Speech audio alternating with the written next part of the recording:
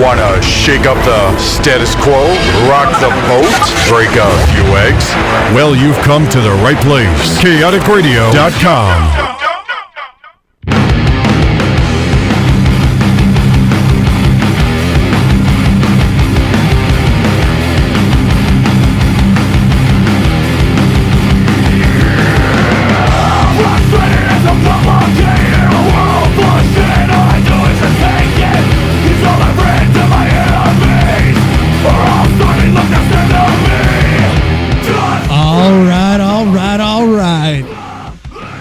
You are listening to Heel Talk Radio on KaoticRadio.com. I am your most grateful host, the 5-card stud, Jeff Maverick. And in studio here with us, well, I mean, I guess it's me because I took last week off. But with me as always, my faithful companion, no fucks given, Cole Dawson. Cole Daddy, how you doing? Fantastic on this New Year's Eve. New Year's Eve. Yeah, that's right. Final show of the year. Yes, it is. How was your Christmas? My Christmas was awesome, dude. I'm a very, very happy camper. Daddy got his FSC over the last couple of days. Oh, good times. So you didn't shoot yourself in the foot? No, not yet. Oh, not yet. Okay. Not yet. So I got my firearm safety certificate. Time to go and buy me a couple of guns because in Trump's America, we're definitely going to need them. I kind of feel like there's a Zimmerman story in our future. So I listened to the show last week. Nice. What did you think of me and Ronald there? You and Ron Stoppable, man. I like it. It was a lot of fun. I loved your guys' top 10. Thank you for letting me crash your top 10. Yeah, I was pretty pissed about that, to be honest. You get Colin with the cruiserweight and the top super heavyweights of all time. I don't care what he was billed as. What's he billed as? I don't care. What's he billed as? He's billed as 205. Super heavyweight. He ain't a 205 liver. That's all right. I'll see if I can piss you off of my list this week. Okay. Shit, dude. If Snooki's number one, I am nipple twisting the fuck out of you. No, see, I wouldn't like screw up our list, intentionally. Just maybe elevate somebody much higher than they deserve to be just to irritate you. Okay. But someone that actually deserves to be on the list. But to be fair, my number one would have probably been Andre. Oh, yeah. Andre or Big Show. I love Big Show. We have a birthday connection. Oh, that's cool. Yeah, it was funny. That's where he didn't make my top 10. So that was an interesting conversation to have with Ron last week because I think he was top 3 on Ron's list. I think so too. Yeah.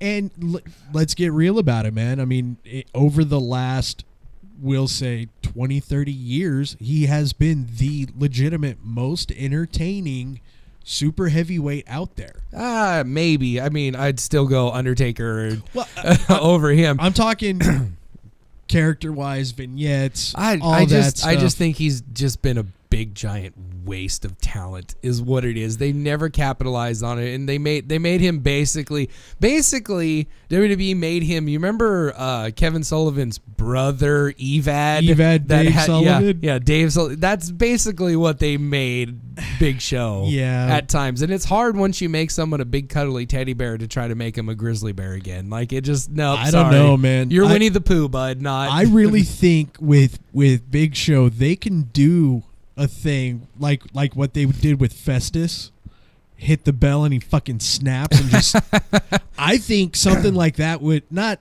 to that degree would work. I think once you've jumped the shark with somebody, there's no coming back from that. Like you can have him off for a couple years and bring him back and he can have a kind of a run, but once you've established that Mark this Henry guy's basically a big jobber, but even then no one cares when Mark Henry has a run. Like they give him a push and everyone's like, great, Mark Henry's getting a run right now. Let's watch something else. And I feel it's the same thing with Big Show. They brought him in, and right away off the bat, they dropped the ball, and it turned into a big thing. But well, I wish they could do something better with him because I really, I fucking love Big Show. I mean, yeah, I like him. I think he's talented. I think he gets a lot more heat than he deserves, but he just isn't on my top 10. One of my top thrown together tag teams.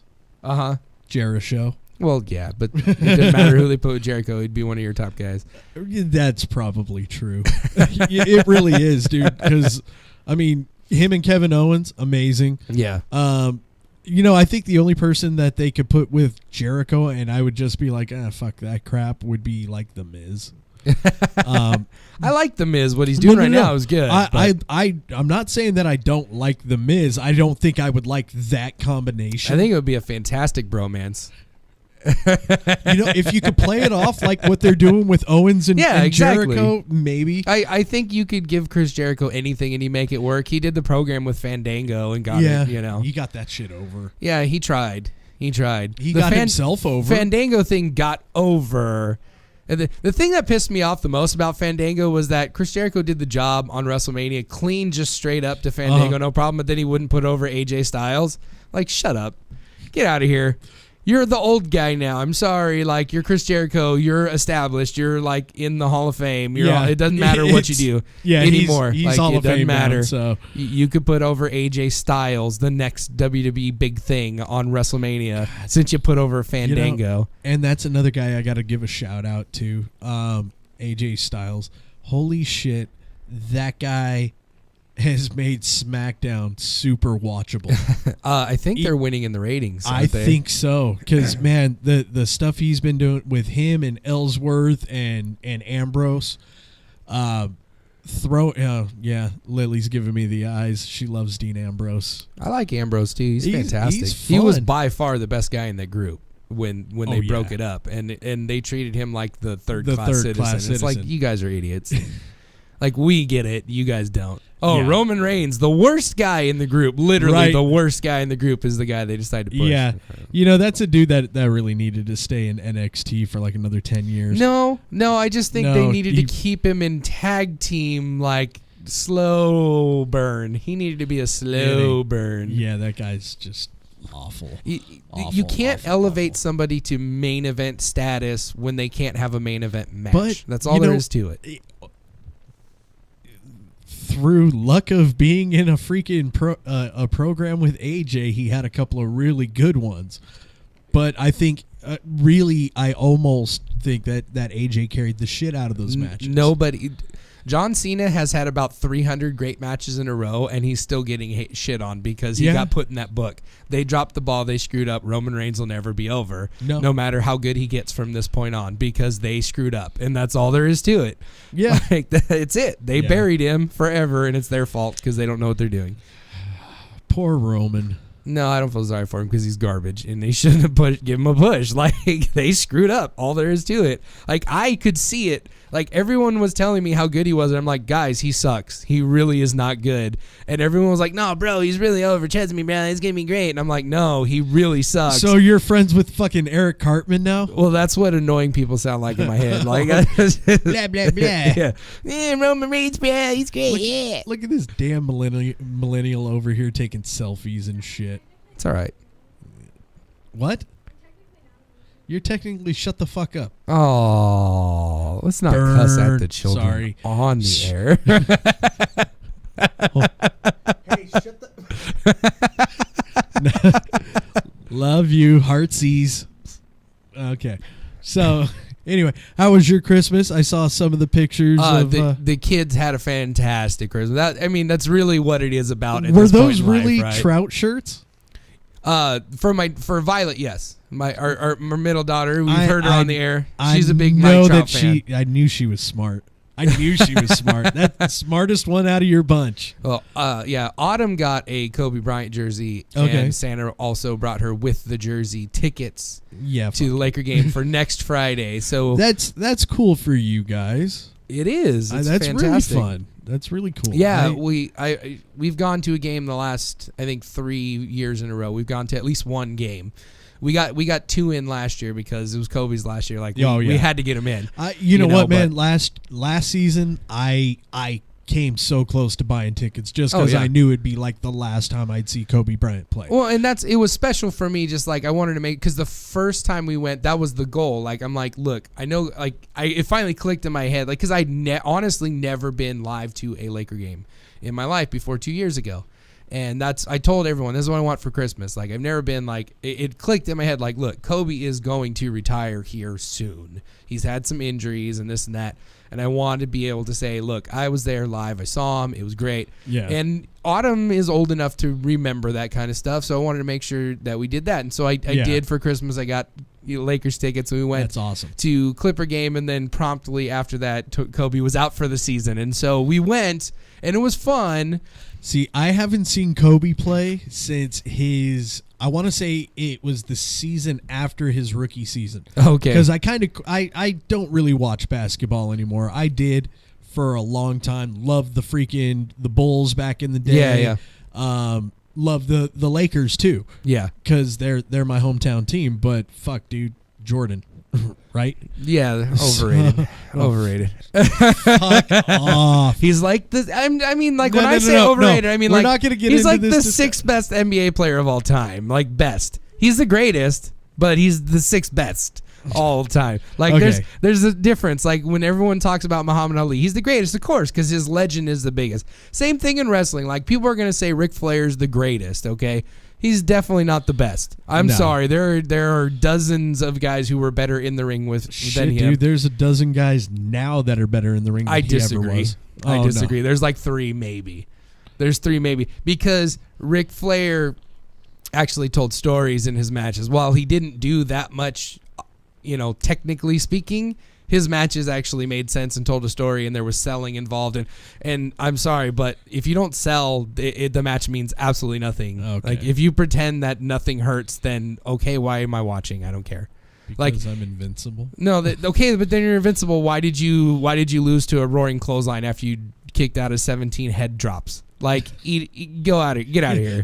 Did you Get out of here. You almost told me to eat a dick. I just about did. Not you, just in general. I I'm talking know. about the wrestler that just kicked out of 27 head drops and pile drivers Yeah. and then jobs to a roaring elbow. Like, you suck, bro. Get out of here. Well, You suck. I'm blame, sorry. I blame that one on somebody's shitty finish. Well, mostly Chris Hero finishes, but it is what it is. Okay. I've said this to his face, by the I way. know I'm not you just have. talking shit about Chris Hero. I love his matches, but like the last 30 seconds, I always like, what the fuck did you just do? Like you had this great 45-minute match, and then you did that shit. Like, You're such a dick, dude. no, he's just honest. Like, I mean, he gave me a best of DVD. I'm like, oh, that's cool. And he was kind of like, well, I mean, at least you get to watch Samoa Joe. It's like, no, it's good, bro. Like, I like your work. I just don't like your finishes. Like, I don't like my least favorite finish of all time, logically speaking, makes perfect sense.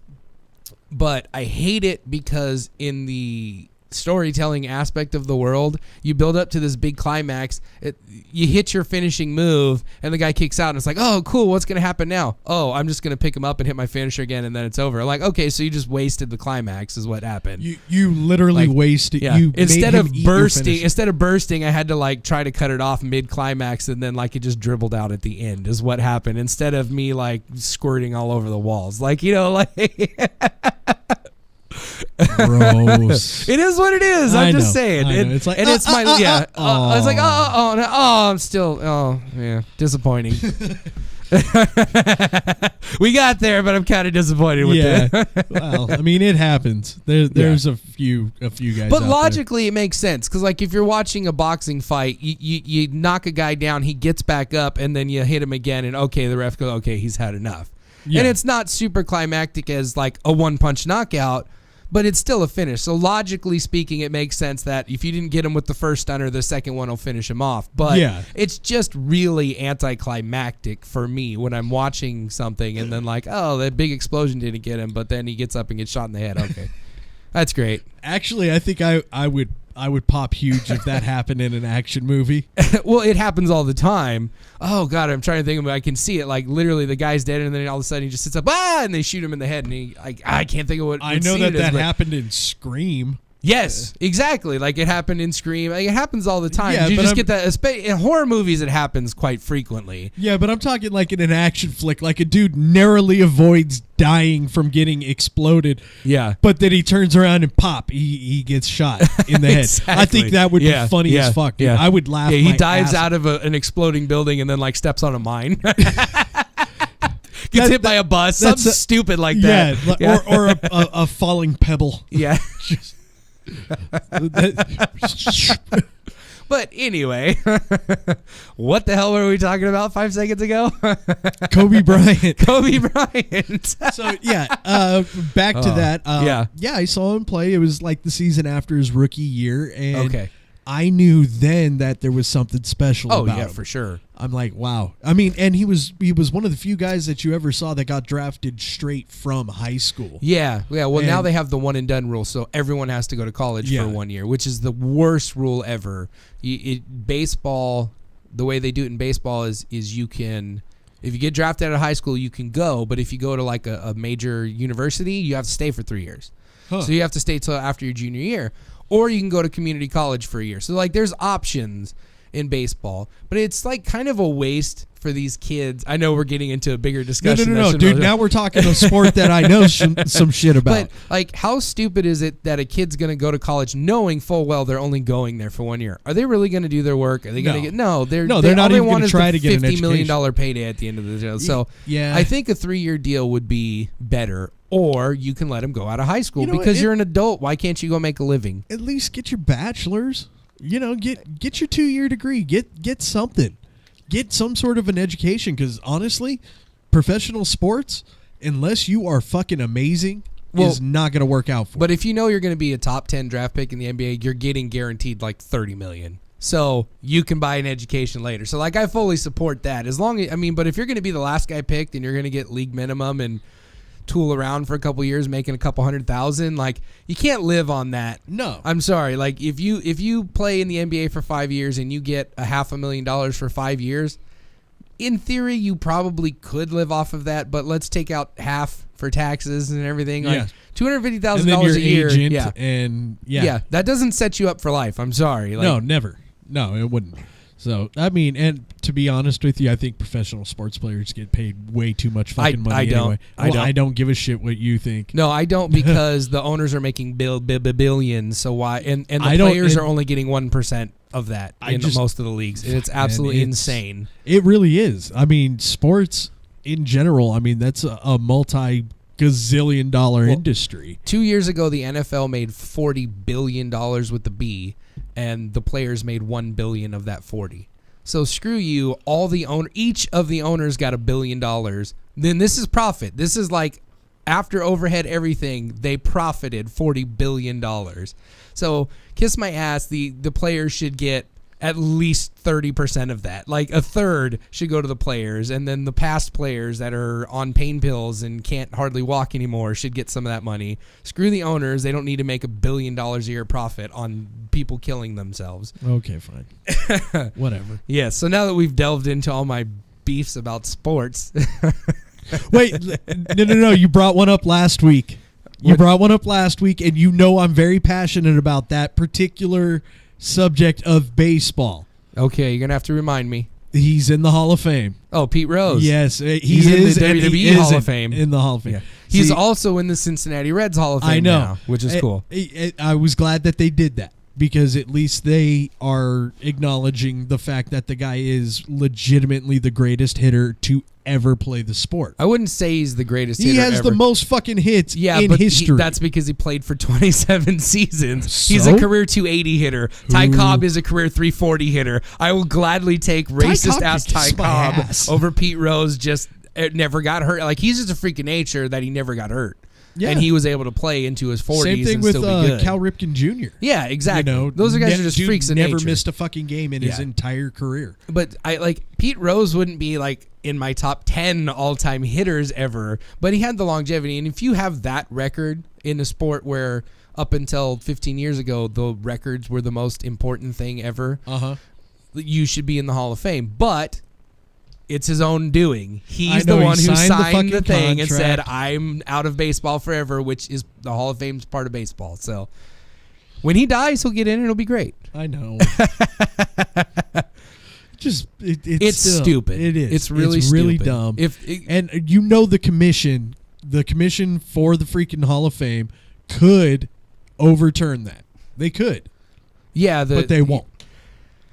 I mean, it is what it is. But my thing is, like, if Ty Cobb, who, like, literally murdered people and was a card-carrying member of the Ku Klux Klan can be in the Hall of Fame. Like, Pete Rose bet on some baseball games, guys. Like, really, in the grand scheme of things, what is worse? Like, there's going to be guys that were on steroids and guys that did drugs in the Hall of Fame. I guarantee you there already are guys that did drugs. Isn't McGuire in the... No, he's not, because he was a PED user, like, self-admittedly. The only guy who's, like, kind of on the... I mean, anyone who's gotten in the last couple years, there's questions about it. Like, I'm pretty positive. I'm almost 95% positive. Well, let's go 99.9% positive. King Griffey Jr. did not take performance-enhancing drugs. My uncle is an actual close friend of his and works with him right now, and he's 100% positive he never did.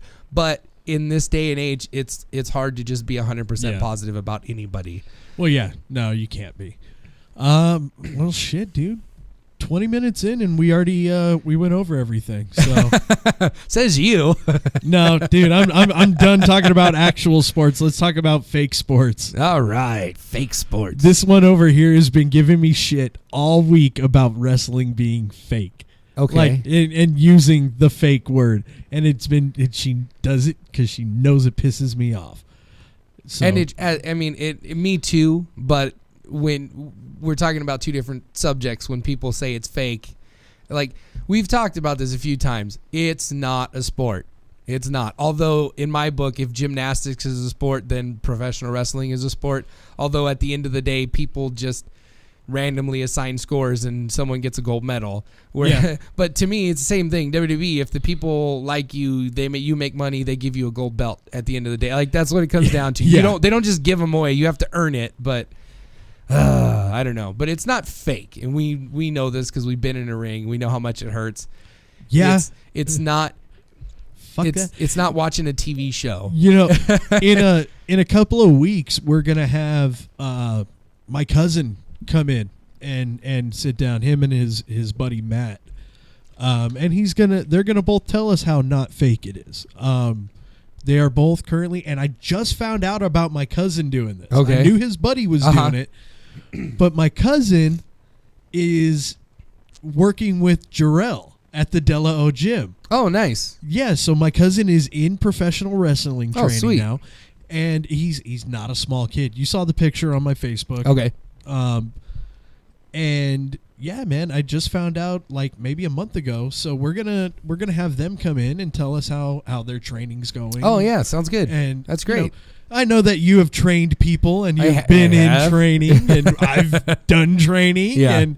But it's cool. It would be cool to see the perspective of how people are doing things nowadays. Well, yeah, because it's been 10 fucking years since I was trained.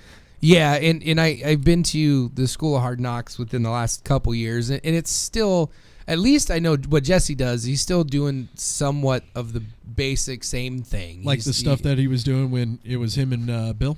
Well, I mean, it differs because what happens is you have different trainers. Yeah. Jesse's not, at this point in his life, he's not physically in the ring training guys like he was 30 years ago, but he will every once in a while. I like going because every once in a while he gets a hair up his ass and he gets giddy and he gets up in the ring and he starts doing shit. Hey, brother, let me show you this fucking this hold, man. It's really awesome. And I like it when he posts videos on Facebook about it, because you could see the sheer fucking joy in his face. Yeah, he still loves the business. I don't doubt that for a minute. Yeah, I really do like that guy sometimes. He's an okay dude.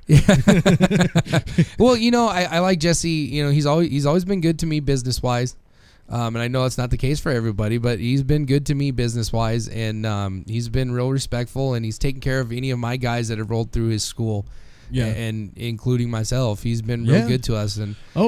And we might be getting Marky to come in.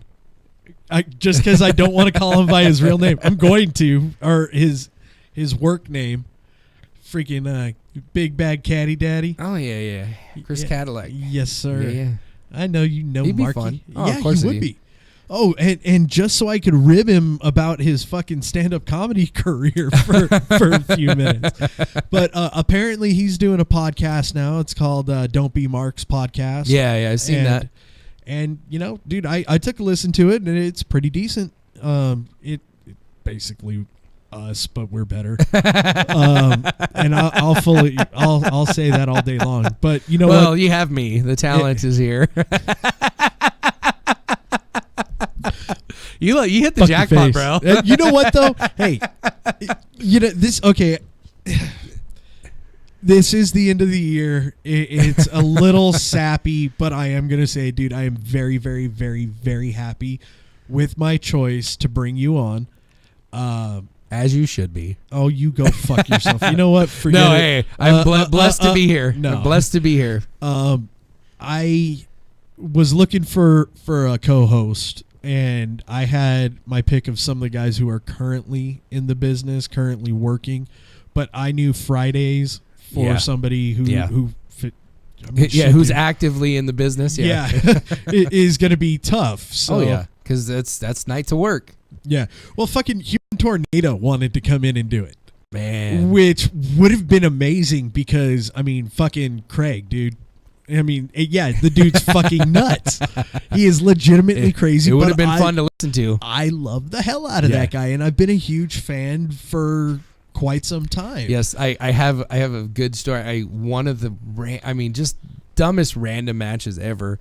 I ended up in a 4-way match with him and Biggie Biggs one time. Oh, we're totally gonna get him to come in too. Oh yeah, that Biggie would be great. I love Biggie. I've worked a couple shows with him. He's a great I've dude. had a few matches with him. It was great. This match was just one of those weird things. We put the match together. It was the first match on the card, and I guess at training, some of the guys from like Ricky Reyes and Rocky Romero, a couple of guys, they went to the show and they were being they were sitting in like the front row and like giving us a hard time a little bit, and they were encouraging him to do a Liger kick because I guess he was screwing around in training and doing it, and so he's like, I got to do a Liger kick to somebody. And Human Tornado, like, I'm out because he was at training and saw what happened and knew that this was bad news. And so he just hauls out of the ring. And I can't remember who else was in this match for the life of me. I apologize to whoever it was. But it was probably Ron. I actually want to lean towards it was Jarek Matthews. But Tyler? I'm not entirely sure. And if it is, I feel really bad. But I just remember it was those two. I'm telling. But so he just gets the other guy and goes out of the ring like, I'm not no part of that. And so Big is like, okay, I'm like, Liger kick. I'm like, what? I just stand in the corner. Okay. So Biggie's a big dude. He's a big dude. So he comes roaring at me into the corner and hits me with this Liger kick. Well, his giant frame goes all the way straight into my extended right leg. Oh yeah. And and immediately I'm like, this is bad. And so I rolled out of the ring, and I wasn't involved in the finish in any way, so it was fine. And so I just rolled out, and then Human Tornado comes over. He's like, what up, dude? I'm like, my leg is done. He rolled on me with the Liger kick. He's like, oh yeah, I forgot what it was, bro. I heard him say that. Yeah, that was a bad idea. You should have done that. And so then the match finished up, and he comes up and he helps me out after the match. And then like the next match or two, Ron was in there, and he was wrestling Jason the Butcher. I don't know if you remember Jason, but he's another 300. Remember. Yeah. And he was a really nice guy, but not necessarily all there in the head, maybe a little Forrest Gumpish, like right in that area. And it was a hardcore match. And there was going to be a run-in at the end of the match to set up for a later date, and I think Ron won the hardcore title on this occasion. And he told the guy, like, come in. He was supposed to come in with a chair and hit Ron with the chair. And he goes, bro, don't be afraid to send it. Well, he took that as, okay, take your Mark McGuire 500-foot home run swing with the chair, and instead of going overhead, like, he swung it like a baseball bat and knocked Ron out cold. Like, I mean, out cold. And he rolled. I mean, he literally laid in the ring and didn't move for 2 minutes. And then another guy came in and there was a big bump, and it woke him up. I saw him roll out of the ring and put his feet down and open his eyes, and his eyes were straight glass, like he was out. And so I'm like on one leg hopping around in the back like, oh, Ron's really hurt, guys. He's messed up. We need to, and he shook it off a little bit and stumbled to the back and made it to the back. But both his parents were there on this show, so it was a little bit freaky. I think it was the last time his parents went to go see him wrestle because he got legit knocked out. It was hard. It was odd, but that show was just weird. It was one of the awesome times because it was my ring, so we did ring crew. It was one of the awesome times at the end of a travel show. I didn't have to do any ring crew at the end of the day. One of my, it's just kind of a little stupid story, but we were doing an IWL show, which most of my stories are. So I'm walking around before the show starts, no fans, anybody, and Tornado's there. Yeah. I walk over. Hey, Craig, how's everything going? Going with the shoot name. Good job. I just told my whole story without going with the shoot name. I've been saying Craig the whole time, dude. Go ahead. Finish Okay, so Tornado. Yeah. So I'm like, yo, Tornado, what's going on, man? How have you been? He's, yeah, man. It was cool. It was cool. Yeah, I know. I'm like, okay. I'm like, so did Vic book you? He's like, nah, man. Just showed up. Just showed up. Because he goes to every wrestling show. He does. I have a theory. I'll get back to my story, but I have a theory that you could take a picture at an AWS show, and at the same time, somebody could take a picture at an EWF show at the very same time, and Tornado will be in both pictures. Maybe. That dude, I mean, he's literally everywhere. But anyway, so this is one of the times that Jarrell brought his kid with him. Okay. And we were, taking turns kind of handing off the kid because he's like 2 years old. Then he's running around. What are you looking at? Oh, no, the phone number I'm texting. We're going to have a caller later. I wanted to text the number out. That guy? Maybe. Oh, okay. All right. JB already knows the number that guy called. I know he hasn't called us in like a month. JB, I hope he's. We haven't turned him off to the show. You know what? That he hasn't guy been is fact checking us or anything. That man. guy is he fact checked me a couple weeks Okay. ago. Okay. He's still listening. That dude loves our show. Actually, man, I gotta give big props to our listeners. You guys may not be calling in, but you're definitely listening, and I gotta thank you very, very much for that. I'm super happy. We have gone from about 5 listeners my first week, to roughly around 325, right in there. So it's continuing to grow. So we must not be too terribly bad. It is continuing to grow, and I'm very happy with that. I have found out that somehow we're on iTunes as well, and I can't look at that because I'm on an Android device. So if somebody finds our podcast on iTunes, give it a download, give it a listen. I've got at least 3 of our shows on my phone, but that's because our former engineer would send them to me, so that's kind of cool. Yeah, feel free to hit us up on the social media. Absolutely. Yeah, definitely. We've got our fan page on Facebook. We've got our Twitter at Heel Talk Radio. That would be great if you guys gave us a follow on there. I have some little nuggets of truth that I drop. Oh no! And I'm always trying to get into a flame war with somebody. So yet you get mad at me every time I go on a no fucks given rant. No. But dude, Twitter wars are fun. That's how you eventually get good guests, or you get blocked. One of the two. I'm sorry. No, Twitter wars are beneath people, and we just elected a president who is a monster on Twitter wars. That's just amazing to me. Dude, we're going to go to war because of his Twitter wars. I guarantee that. I digress. Yeah, you don't want to get me on that one. Wifey and I had a huge conversation. So yeah, hit us up on the social media. Eventually Cole will get around to doing our Instagrams. Probably not. Nobody ever wants to see our ugly mugs on Facebook anyway. Exactly. But we'll start doing something. Oh fuck, dude! I'll have Lily do an Instagram for us. There we go. Make her our social media content advisor. But give us a call. 909-360-8330. Nice. He did all zeros tonight, ladies and gentlemen. All zeros. Ron will be proud. Ron will be proud. Ron for your life. So tonight we are going to be talking about managers, valets, those dipshits that always seem to weasel their way into a match. we're going to be doing yet another top 10. We gotta close the end of the year with a countdown, right? We have to. It's the final countdown. You know what, dude? I'm going to have Lily make us up a little bump with that. Nice. For our countdown list days. Nice. Which we will have many of them. People love our countdown lists. Good. So I'm glad you're getting some positive feedback. I am on getting that. some positive feedback. I love the one last week. Me too. It was kind of a spur of the moment thing. Once I knew you weren't going to be here and I confirmed Ron could be, I was like, oh man, we got to do this. Yeah. You know what, dude? And I really do like me some super heavyweights. So, it's a good list. So this week we're going to be doing our top 10, and these are our favorites. These may not be the top 10 best of all time, but they are our top 10 favorites. Only criteria on this one was it had to be a manager or a valet.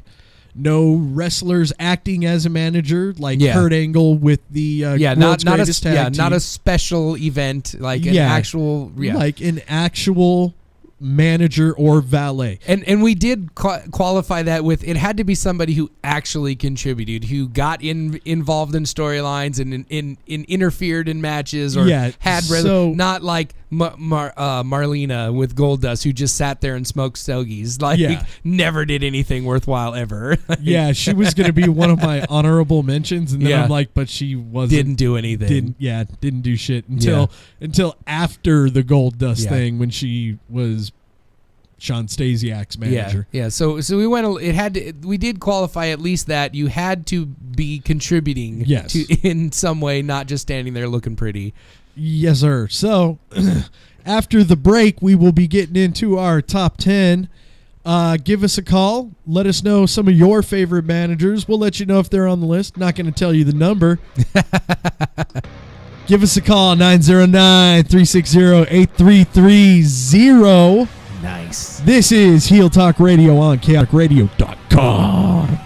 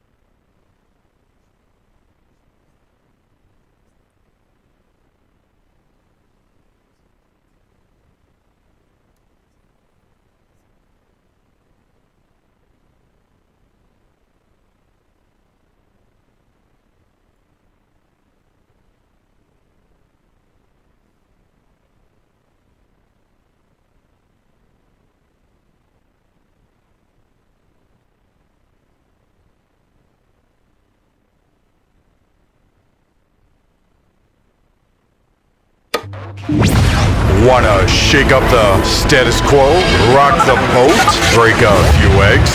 Well, you've come to the right place. KaoticRadio.com.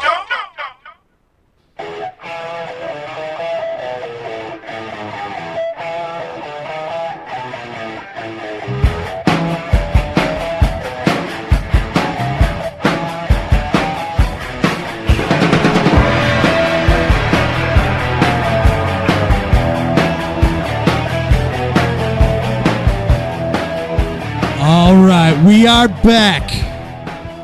Heel Talk Radio on KaoticRadio.com. Going to be talking about some managers and some valets. I'm really excited about this list, actually. I didn't think I was going to, but when I finally sat down and was just like, because I had a lot of downtime at work this week. Nice. Going to have a lot more downtime at work this week, too, Nice. because of all the holidays and whatnot. But, yeah, man, I when I sat down and, I had to start with 1 through 3, 1 through 5, because those were the ones that I knew. Yeah, easy ones. The super easy ones. Like, who your favorite manager of all time Oh, is. yeah. I just feel like this list is going to be one of those where we're going to have some disagreements really quickly, and it's going the conversation's going to be good. I actually have a feeling we're going to have a little bit of overlap. Oh, we for always sure. do. For sure, because there's like 3 or 4 guys that like have to be on your list. Possibly. And then there's some other people where it's going to be interesting. Yes. So let's go ahead and we are going to start with our top 10 favorite managers / valets of all time. Cole, Yes. since you started it off last week, Nice. because you were in the big boy chair. I was in the big boy chair. Did you like it? It was fun. It's a lot harder than it looks, though, isn't it? Just that I didn't know what was going on. Exactly. Like I didn't know what was going on, so that was interesting. But then I do have to give you some props actually, because I had a realization last week that because in the big boy chair I kind of had to lead the conversation a little bit, and that was a little bit different. There were a couple times where we had like just a minute of awkward silence, and you do a really good job about kind of steering the ship, I would say, guiding the ship. You're a good captain, and I try to be, man. Yeah. I love this show. It's you know what, dude? I got some shit for coming down here tonight.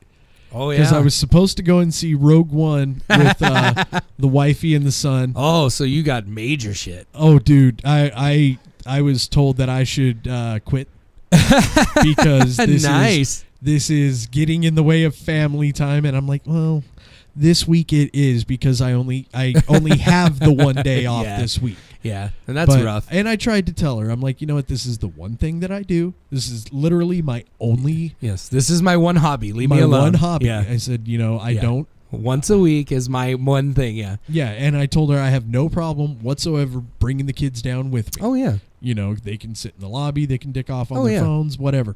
So We'll let them talk and feel special. yeah, exactly. We throw down every once in a while, let them go. But I told her, I'm like, just chill. I'm sorry that I'm having to bail, but I also had to get the dog's medication too, and that's right down the street over at Sam's Club. So, it is what it is. All right, so Cole, Yes, sir. what's your number 10, buddy? All right, my number 10. Now, in this right off the bat, I think this one might be a little bit on the like, really? But for me, this person is one of, I think, the best heat seekers of all time. Like, got to a level as a manager where as soon as the music hit, the people legitimately, not in a bad way, not like Roman Reigns hate, but like legitimately were like, oh my God, I can't wait to boo this person. And it really was kind of an accident that this person ended up in the business at all anyway. My Okay. number 10 is Vicky Guerrero. I thought Okay. she was a fantastic manager and a little rough when she started out because she wasn't a wrestler. She wasn't in the business at all. No. And I this is one of the times I want to give props to WWE and Vince McMahon, because really what happened is they took care of a family. I mean, little behind the scenes stuff, some things I heard that Eddie Guerrero and his family were not in great financial shape. Yeah. Because he didn't do a great job managing his money. And Vince really stepped up and made sure that his family was provided for, and that's a great thing. But Vicky got the ball and ran with it and did a fantastic job. I will give you props on that. She was not on mine, but she was going to be one of my honorable mentions because I loved her as the heel authority figure. That too, she was great in that role. Yeah, and you're right, dude. People love to hate her, and as soon as you heard "Excuse me," exactly, it was like one of the nails best on a catchphrases chalkboard. ever, right? Yeah, and I really over, I really over. And I thought at the end of her run, how she was able to actually invoke a little bit of sympathy. Yeah. Was really, really good, especially for somebody who's got zero fucking training in that type of work. So yeah, I'll give you props on your number 10. That's a good number 10. I didn't have her on mine, but I should have. But just a quick Vicky Guerrero story. You know Shandy Elias. She's referee Marty Elias's daughter. Yes. She's good family friends. She was at one of the WrestleManias. I think they do the Hall of Fame. So she was there. They bring all the families out. They really do it up. WrestleMania is like their holiday. Yes. And so they fly all the families in. Everyone's there, and it's like a big get together for them. And so they're hanging out with Vicky Guerrero, and let's just say everyone was a little toasty that night. Everyone had their drinks. The Hall of Fame was great. And so they're like out on the balcony. It's like her and Vicky and a couple of the other divas are out there like on the balcony, and they had been drinking. They're having fun. And she's literally yelling at the people walking down, "Excuse me!" And like... That's funny. So that's funny. Yeah, it's a great story. Just drunk Vicky Guerrero. Excuse me. It's good times. So that'll bring us to your number 10. My number 10 is, you know what, man? And this is gonna sound a little racist, but I have good reason behind it. Okay. If you were a black wrestler is one of two people in the late 80s, early 90s, or you happened to be a white wrestler who was playing a black wrestler, this was your manager, man, and the dude was so freaking good on the microphone. He was fantastic. My number 10 is Slick. Yeah. I've always had kind of a little soft spot in my heart for Slick. He wasn't like the best manager in the world. He didn't get involved in the matches very often. No, but maybe handing a prop, distracting the ref, but never physically involved. Because he wasn't that kind of a manager. He was like the black Jim Cornette, I would go with. Okay. Yeah. Although Jim Cornette got involved quite a lot. Yeah. He had the Jim tennis Cornette. Racket and everything. You know what, dude? That guy's not even in my honorable mentions. That dude's in my dishonorable mentions. Well, whatever. We'll Fuck get that guy. We might talk about him later. I know we're probably going to because I fucking hate that guy. So, anywho, but yeah, man, Slick was just he was entertaining, man, and the dude could talk some shit. He definitely had that jive talk down. Yeah. And unfortunately, he was always booked as a stereotype, but I think it's actually because that's the way that dude was. Oh, 100%. 100%. That is his personality. I think that's his personality. Yeah, because I know because Human Tornado actually got to do a show with him, and Slick managed him. It was like one of those legend shows. Awesome. Yeah, I mean, he's legit. That's the way he is. Well, that's cool, man, because really good dude. I really, really like him. Like I said, he's definitely my number 10. So you're number 9. My number 9, and this one I'm definitely going to have to tell a couple stories. And I probably have told few of these stories. I mean, over the years, I cannot sing the praises of this man enough. I actually got to manage him one time on a show, and it was fantastic. And, I mean, to this day, still I can message him on Facebook, and he'll message me back, and he calls my sister and his friends. But the genius Lanny Poffo is one of my favorite managers of all time. His run with Mr. Perfect, which led to him having a record-setting house with Hulk Hogan in a main event.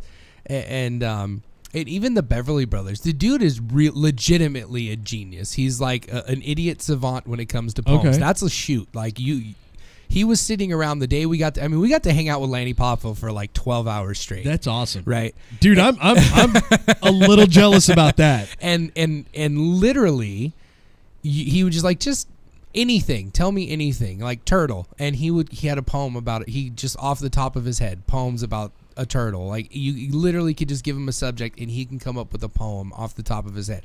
That was a shoot. That's real stuff. That's actually pretty fucking and he cool. turned it into the genius gimmick, and it was fantastic. Well, and I heard Mr. Perfect really can throw himself touchdown passes, so we're good on that, right? But yeah, managing him was great. It was cool to say I did that, but he went out of his way, above and beyond, to make sure that he talked to each and every single one of us after our match and didn't treat us like he was our superior, like we were just one of the boys. That's awesome. And he had more experience, so he wanted to impart experience on us. Yeah. And he gave us all pointers, and it didn't matter. I don't think anyone had a bad match because I had a pretty good crew going on back then. Yeah. But every match he went out of his way, pulled the guys off.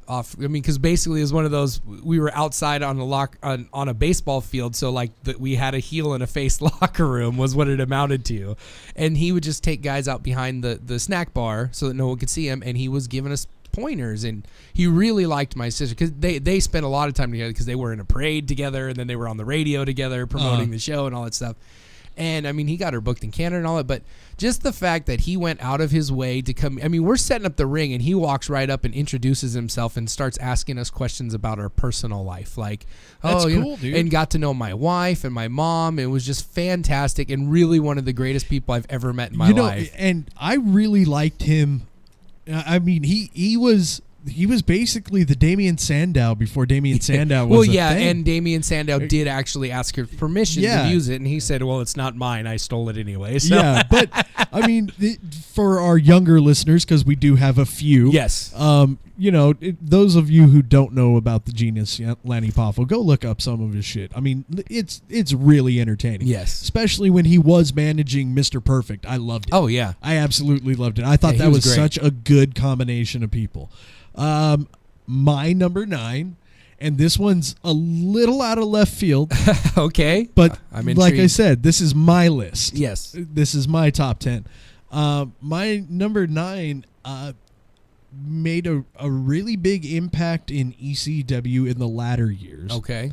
Made a huge impact on Impact. Okay. In TNA. Yeah. In the beginning years. Yes. It's because of him we have Abyss. It's because of him we had Judas Macias. We had Raven's biggest angles in TNA. We have the tag team of Tajiri and Mikey Whipwreck and... No, this is great. I'm glad he's on your list because I totally blanked on him. He's fantastic. We are talking the Sinister Minister, James Mitchell. Oh, he's so good. He is just one of those, you could have put him with The Undertaker and Kane, and he would have been great with them, too. He would have been great no matter who you put him with. Exactly. But you had to find someone that kind of fit his gimmick, you know. Yeah. But I think he's one of those guys I think you could have gave him any gimmick, and it would have been great. Yeah, he's definitely one of them cats that he gets the performance aspect of our business. And really theatrical, too. Very. Over the top. It's great. He reminds me a lot of, I don't know how much you watch, Saturday afternoon old school horror flicks. Go We're ahead talking, and talk about it. I'll see where we're at. But he reminds me a lot of Sven Gulli. Okay. You know who Sven... He's like Elvira. Oh, okay. Yeah. But he's like on K-Doc. He's on the Dave Marquez network. Yeah. And he introduces the different little old school horror flicks. And we're talking like Plan 9 from Outer Space, old school. Yes. So... but that's kind of the vibe that Sinister Minister gives me. So yeah, a little bit flamboyant and a little bit, but yeah, he's like who anti-brother love. No. I just a famous actor. You just reminded me. Oh God, who he reminds me of a little bit. The guy with the thin mustache. He was on Lonely Island. Oh, John Waters. Yes, he does. A little bit like that, but a little more badass. Yes. So, yeah, my number 9, James Mitchell, the Sinister Minister. Definitely the creepiest motherfucker on my list. Oh, fantastic. Yeah, I'm glad he was on your list. That's a really good one. because I did love his TNA stuff. Yes. Dude, I wish I could go back in like the one thing I would change if I could really go back as far as wrestling, was I would have watched ECW when it was in its prime. I mean, it just that I totally missed the boat. Even the stuff that ECW had on what was it, TNN, the Spike TV network? Yeah, but I didn't. I mean, I never watched ECW until it was dead and buried. And then I started watching mixtapes and going, oh man, ECW had some really good stuff. And then I watched like a couple pay-per-views and went, oh my God, why didn't I watch this? Oh, this is so much better than WCW and it really, Attitude Era. Really was. It so was. I mean, ECW brought around the Attitude Era. It was the best product from like 95 to 2000. It really was the best wrestling product. And if you wanted to watch good wrestling. So yeah, exactly. All right, brother, number 8. Number 8, and this one also has to do with a lot of stories that I know about the guy. I'm not going to tell any because I could ramble on for hours talking about Mr. Fuji, my number 8 wrestler. But again, that goes right back to my heyday of wrestling. Right when I started, and I was a super mark, was right before Yokozuna showed up. And so Mr. Fuji and the Bret Hart feud and Hogan and all that stuff was right in my wheelhouse.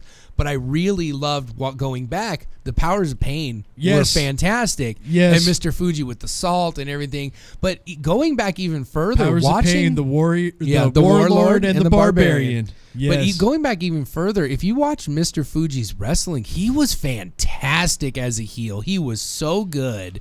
And Mr. Fuji and Mr. Saito. Yeah. And he was one of those guys that, at least the matches I saw was probably a little later in his wrestling career. He didn't do a lot, but he was so good with the crowd and so good at being sneaky cheat and that smile on his face. Oh, dude. Best smiling heel ever. I love that, man. I love it. One of my favorite little Fuji moments was, I want to say it was WrestleMania 4 or WrestleMania 5. It was one of the ones from the Trump Plaza in Atlantic City. So it was Trump either was 4 5 and 6. I think. 5 and 6. Okay, I then think. it was. No, because 6 was Ultimate Warrior in Toronto. So I think 4 or 5. I think you're right. It was either 5. 4 or 5. Mr. Fuji had entered into the marathon. Oh yeah. And while everybody else is running in the marathon, Fuji jumps into a rickshaw. And wins. He doesn't win, but he comes in at a really fast time. Yes. And that was one of my favorite little Fuji cheating moments. to the end, no matter what he's doing. Yeah, amazing. And then another little spot, and it really had nothing to do with Fuji, but when DX came back. Okay. And they were doing the DX barbecue outside, and to get Shawn Michaels to go away so that he could bang Candice Michelle, Triple H is like, hey, look, there's Mr. Fuji.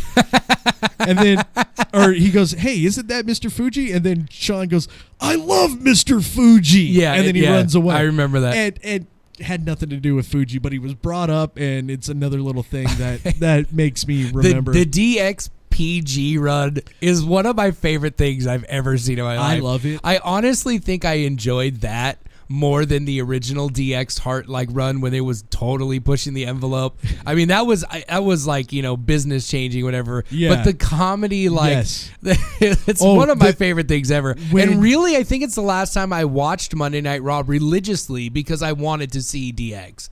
It was really good, and that stuff with the Spirit Squad. They were doing their shit with the McMahons. Yes, like when they came out and parodied the McMahons when they wrestled God. It was after that. So good. That's like my favorite thing. Vince McMahon wrestled God. I'm like, yes. So when Triple H comes out dressed as McMahon or Vince, and Shawn comes out dressed as Shane, and he's doing a little fucking dance. He's like, Dad, it's me, your son, Shane McMahon, the product of your semen.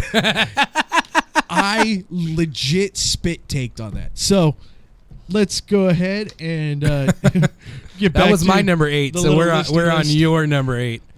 My number 8 is a part of the Axis of Evil. There was the 3 managers back in what many consider the heyday of wrestling. Yes. You had the Grand Wizard. Yes. You had Mr. Pencil Neck Geek himself.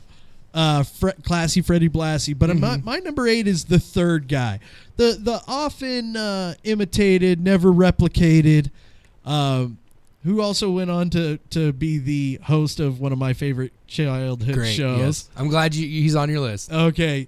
One of my favorite managers, manager of the Head Shrinkers, and part of a really good tag team back in the 70s, the Sicilians, Captain Lou Albano. Yes. Well, his first managing was the original Samoans, the Wild Samoans, and that's where he really made it big. And I'm glad you mentioned the golden age of those guys, because I was hoping they weren't going to get forgot on this list. They're totally not. None of them made my list, but they're on my paper because I do want to talk about them, because like the Grand Wizard basically was the beginning of the golden age of managers. He was like the first guy. I mean, super flamboyant. But with superstar Billy Graham. To me, the guy who changed the business forever. I mean, like it was basically Gorgeous George. I mean, he changed the business forever. Yes, he's the one who said this is heels and face. This is bad guys versus good guys, and I'm going to be an over the top bad guy. And then Billy Graham was the one who took it to another level, where he made it bad guys can be kind of cool. But at the same time, we hate them. And the Grand Wizard was a big part of that. So I'm glad we're talking about. But Captain Lou also played a big part in the rock and wrestling connection. He did. And he was a huge part in and I wanted to talk about that because Cyndi Lauper, obviously, if you've ever seen the Girls Just Want to Have Fun video or the Time After Time video, Captain Lou plays Cyndi Lauper's father in that. He was also a big part of WrestleMania 1 when Cyndi Lauper came in. If you can't tell, I love Cyndi Lauper. She's one of my favorite artists of all time. Great, she has a great voice. Oh, man. Really Time great, After Time's my voice, all-time favorite song. So, yeah, he had a lot to do with that. He also played Mario in the Mario Brothers Super Show, which has a lot, which really does have a lot to do with him being on my top 10. Because that was like legit my favorite show growing up. My kids love that show. I bought it for Luke and Lily on DVD. So, yeah, me too. So that's mine. Good transition there. Good transition. Yeah, sorry, not steering it very well. No, tonight. it's okay. No, we're doing great. Yeah, so my number 8, Captain Lou Albano, and your number 7. Bringing us to number 7, and you're probably going to be surprised he's not higher on my list because he managed the greatest of all time. But he managed a lot of guys. I mean, if at the end of your career you could say I managed Bret the Hitman Hart and Hulk Hogan, you have a pretty top list there. I mean, there's not many other guys that can stack up to the talent that he managed. But another guy that really changed the business because he had a big megaphone. And as the heel, oh man, you talk about, I mean, and he's got that squeaky, annoying little voice. And when he's just screaming on that megaphone and he's got the bells going, and I mean, he managed the Rougeos, who were just obnoxious to begin with too. But then when he managed the Mountie, is maybe one of the most obnoxious things ever because both of them have that kind of voice. Of course, I'm talking about the Mouth of the South, Jimmy Hart. I love Jimmy Hart. You know what, dude? And you're gonna smack me on this one. I didn't even put him on my list. That's okay. I did not do it for a couple of different reasons. He managed Bret Hart. No, actually, just to spite me, didn't even come into play. I actually had him pretty high up on my list, but then I remembered another certain very important manager on my list. So I'm like, sorry, Jimmy, you get knocked. And so you dropped him like all the way from the top half of your list to off your list? He wasn't top. He wasn't top half of the list. But he was hanging around the bottom of your 10, and then you remembered somebody. Yeah, I did, and the other person had way more of an impact on why I love managers. Gotcha. And just a little tip for any of the boys out there that happen to be listening: I am available for managerial services. Nice. And you know what, dude? I really do want to break into managing. I think that would be a really good role for me to play in the business now. It's a lot of fun, man. I bet. It really is a lot of fun, just screaming and yelling and being a dick. But back over to the Mouth of the South, man. To me, he was great. He exemplified what an annoying shithole manager should be. Oh yeah. Plus he had a a big impact in behind the scenes. He did a lot of WWE's music, wrote a lot of WWE's music at that time. He wrote Bret the Hitman Hart's music. Yeah. Which, when we did our little music show, I brought up Bret Hart. Cool. Because I do, to this day, love Bret Hart's music. It was great. That guitar riff at the very beginning of Bret Hart's music lets you know who was coming down and what kind of an attitude he had. So I will always put Bret Hart's music in probably my... Sorry. That's all right. Getting a little choked up. No, he'll definitely be in my top 3 music-wise. And guaranteed, within this year, we are going to do a top 10 music. That's a good one. In fact, we'll probably end up doing it the second week of January, because that's when I think we'll all be here again. Nice. I almost let something slip just now. Totally going to wait until the end of the show for that. We do have a huge announcement at the end of the show. Something that's going to kind of tweak our show in the new year. So please stay with us until the end. Just like a great Marvel movie, there might be a little hidden credit scene. So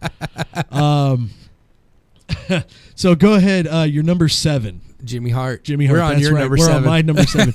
My number 7 is another one of those annoying fucking heel managers. One of my favorites because he managed several different people in ECW pretty much at the same time. He was like a stable leader the classic form of the stable leader. Yeah. The manager who managed a bunch of different dudes who happened to come together a couple of times. Oh, super annoying. Another guy that slipped my mind, but I'm glad he's on here. Super fucking annoying because of the goddamn whistle. Yeah, the whistle. But it worked. And he had an annoying fucking voice too. Yeah. I'm glad we both have our gimmick guys right at the same spot. I absolutely love Bill Alfonso. Yeah, he was great. He really was. He's also a part of one of my favorite bloody fucking matches. Oh, yeah. Him versus Beulah McGillicuddy. And basically the premise behind that match, not the storyline, but the actual behind the scenes is Bill Alfonso was helping WCW raid talent. Oh, wow. Great. Yes.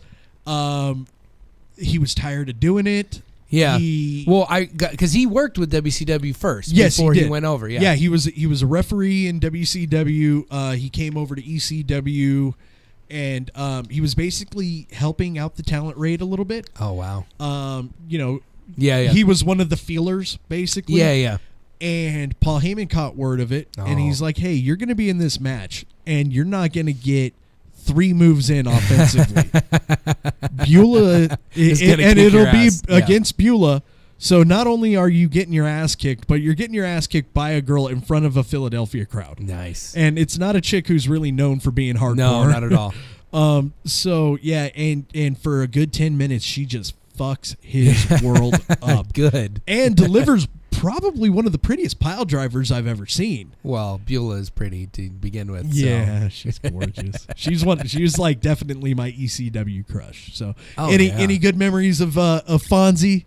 I mean, he managed Sabu, RVD. Taz, RVD, Mikey Whipwreck, fucking cat. That was hit myself awesome. in the face. Cactus Jack. Yeah. I mean, the fucking Public Enemy. Yeah. He managed the who's who of ECW. That's all there is to it. How shitty is that they give you this gimmick and letting you basically be their top heel, one of their top heels, and you're like trying to screw their company over the whole time? That's amazing. Yeah. So I mean, like I said, I really missed the boat on ECW, but I've watched a lot. I've caught up a lot, especially on the top stuff, and he really was great. If you get a chance, pick up. And it's a WWE produced one because it was after the fact, but get ECW's Bloodiest Matches. Okay. I think that one is like number 1 or 2, but there are some amazing matches. Yeah, some Tommy Dreamer, I'm sure. Oh yeah, definitely Tommy Dreamer. Shit, dude, get the Rise and Fall of ECW too. Yeah, I've seen that. Oh, one of my favorites. Yeah, really good. But I will say WWE. their shoot, their stuff. I mean, their docus are really, really good. Yes, they're really. I mean, when it comes down to it, they know how to tell stories, and they just. I think they just get caught up from week to week and screw it up. But I mean, they when they put their mind to it, they're really good at telling a story. Those ECW. I mean, I grew up tape trading the fuck for ECW tapes. I love ECW. We could sit down. I could literally sit down for 3 weeks straight and talk about ECW stuff. Yeah, because they are the ones that gave my boy his big shot in the big three. Yeah, So yeah, I mean that's the house that Jericho built. Jericho his 6 months and decent title reign. Oh, so. Yeah, because you knew he was getting talent rated immediately. Oh, yeah, for sure. I mean, come on. The dude is certified fucking future Hall of Famer. Oh, so. I mean, yeah. All right, brother. Go ahead. Number 6. Now, my number 6, and this one I had to go with just historical meaning. And, I mean, he was the manager of the greatest group of all time. The guy that put factions on the map. The group, most people, when you go back, they're going to say the Four Horsemen are the best faction group, whatever. And J.J. Dillon was the manager behind that. Well, I mean, what a great group. What a really great group. One of my favorite shoot interview moments, I was watching J.J. Dillon talking about it. And when he first started managing, he was still having matches every now and then, and he'd go out and have these matches, and because he was a worker, he was a good worker, great one. But he'd go out and have his match and just have a regular wrestling match, and nobody really gave a shit, and he was kind of frustrated or whatever because the fans didn't really get behind it, and one of the boys pulled him to the side and said, "Look, dude, nobody's coming here to watch a manager wrestle. They don't care. You go out there and you're wrestling a match." You're a manager. Wrestle like a manager. Be a big pussy. Don't get in there and they don't care if you do that. Run, hide, act scared, and then when they finally get you, Bobby Heenan was the best at it. Oh, dude, the best. Weasel. Yeah, I loved that match. And we'll talk about that more later. Once he had that put in his head, it took off. He became that pussy heel manager, and it was great. Fuck, man. See, I want to talk about J.J. Dillon some more because we got a first overlap. Oh, good. But it's not yet. It's not yet. We'll kind of gloss over mine, and there's a lot of historical significance on this one. She is probably the most famous valet manager of all time. You say women in wrestling, she is the first one that pops into your mind. If it's not Lita. Yeah, I think we're heading towards some more overlap. I knew we were going to on this one. That's okay, because this is the reason why we went ahead and made it valet/manager. Or manager/valet. Miss Elizabeth. I mean, you think a manager, you think a valet, that she's the first one you think of. She was like really the first lady of wrestling because she was they cast her. She was so classy when she was in WWE. She was like, she was more like a princess then. And I mean, I cannot rave enough about Tuesday in Texas. Watch the gimmick after the match with Jake, what she does with Jake. And it is one of the most realistic things I've ever seen on a wrestling show ever that wasn't just a match. I mean, he smacked her. He smacked her good. I mean, it was looking like some legit abuse stuff going on there, and it was a really, really well done segment. Like, please go back and watch that if you haven't seen it. But yeah, I was thinking of a different female, so our lists are going to be interesting here in a little bit. Oh, I've got she's one of 2 females on my list. I have 2 on my list too. And we've already gone over Vicky Guerrero. Ones. No, I started with Vicky. So yeah, Miss Elizabeth was written down on my list, but I just. Yeah, the historical thing. I mean, they had the real wedding. It was and it was one of the first legit. They had the real wedding 3 years after they were actually married. Well, I know that, but it was one of the. Actually, I think it was a year after they had already divorced. It was a serious moment in. I mean, because Randy Savage went full heel and was evil right? I mean, he was full evil, and Miss Elizabeth was his redemption story. Yes. And brought him back to being the lovable guy that we all loved before, who was Hogan's best friend and all that stuff. And without but that, the jealousy got to the Macho Man. Yeah, exactly. But then when they do the "Will you marry me?" gimmick, and she says yes, and it's like a legit moment when you're watching a show and you're crying, gives you the feels. Yeah, exactly. And that doesn't happen all that often when you have a genuine moment. Exactly. Exactly. Because you could see in Macho Man's reaction was legit. I mean, even obviously they were already married and everything, but still, it was really great. And then they actually had the wedding, and I think it might have been one of the only times the wedding didn't get totally screwed up. Yeah, it wasn't until the reception. Yeah. Fucking Jake the Snake, damn you. But yeah, man. I mean, shit. We're not even to the 40-minute mark yet, and we're already to number 5. Well, let's go ahead and we can take a break, and then we'll get into our top 5 after the break. Let me see if our engineer ready?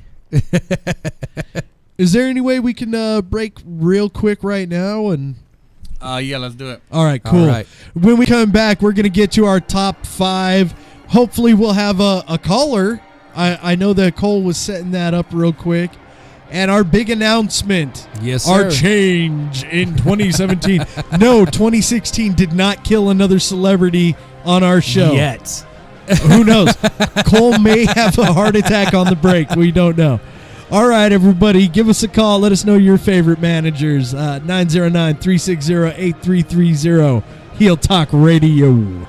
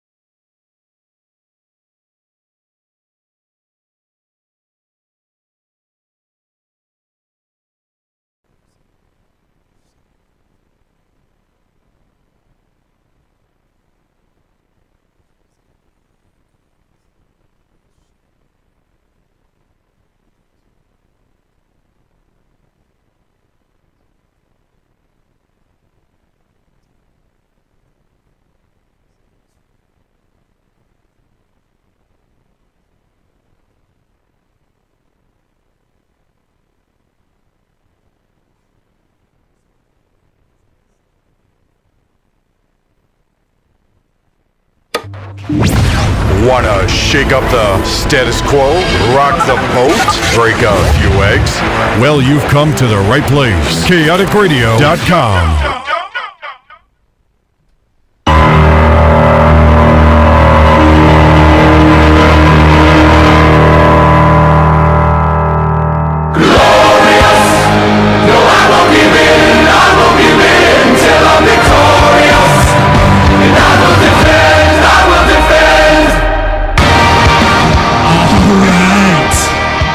This show is glorious. Yes, it is. I will never not like that song.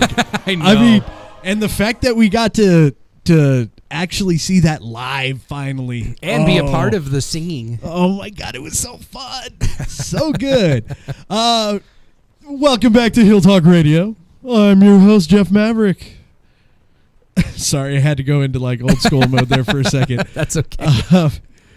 We're talking about our favorite managers / valets, and we are gonna we're gonna get back to that, but our big announcement that we were gonna have at the end of the show, apparently we're gonna have to do right now because we have a caller.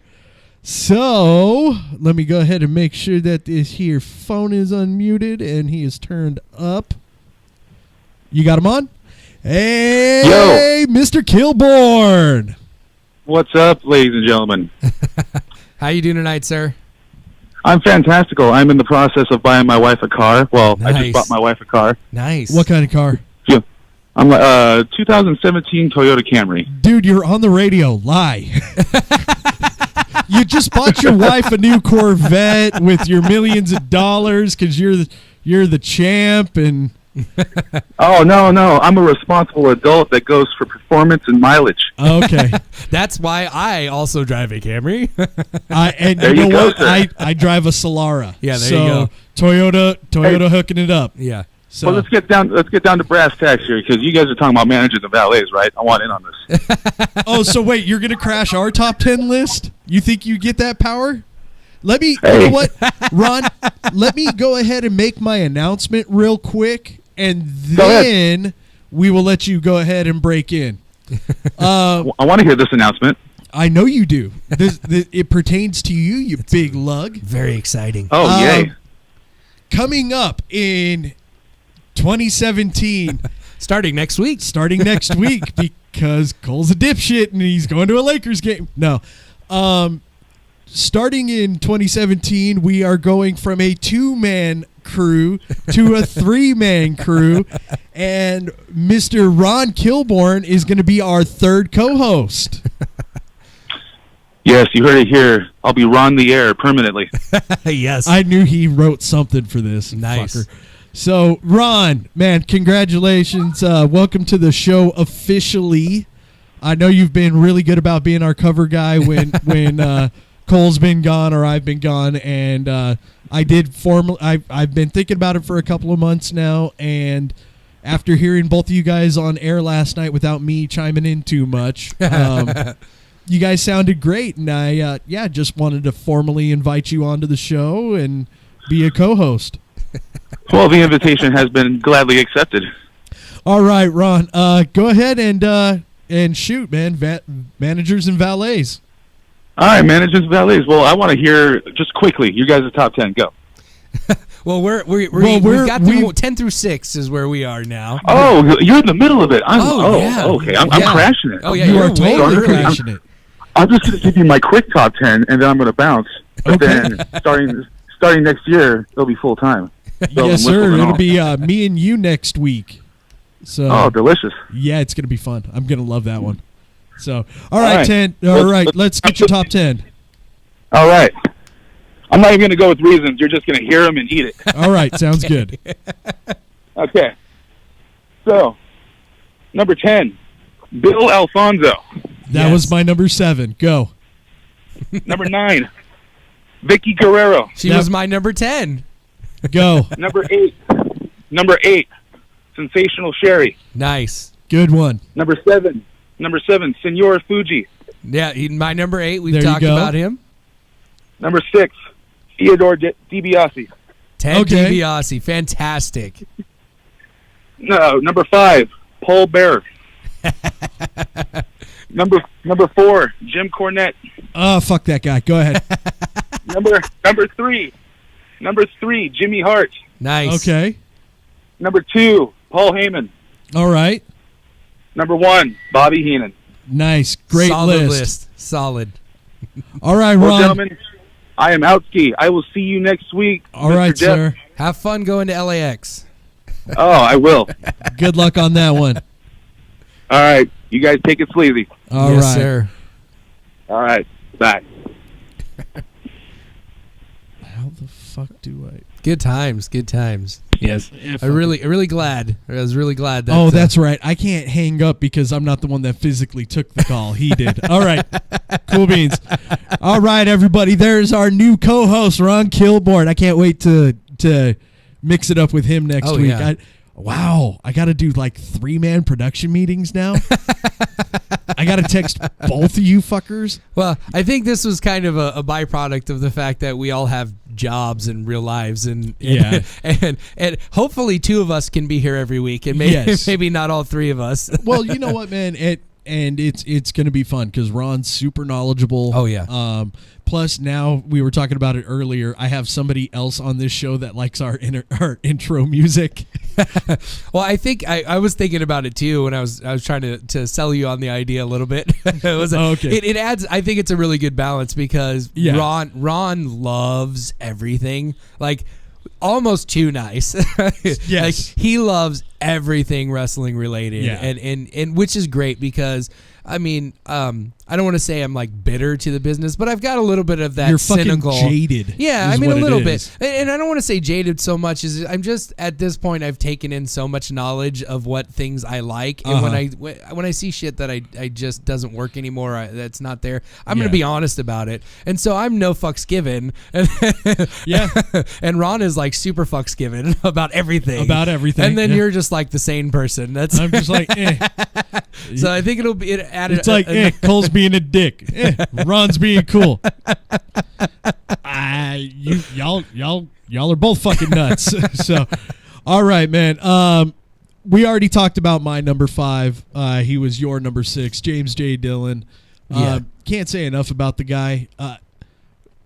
Fun little fact about J.J. Dillon is he's got a hump. Oh, nice. Yeah, like legit. And I guess he fell on it one time Oh. and dislocated it and just never Yeah, got it fixed. So yeah.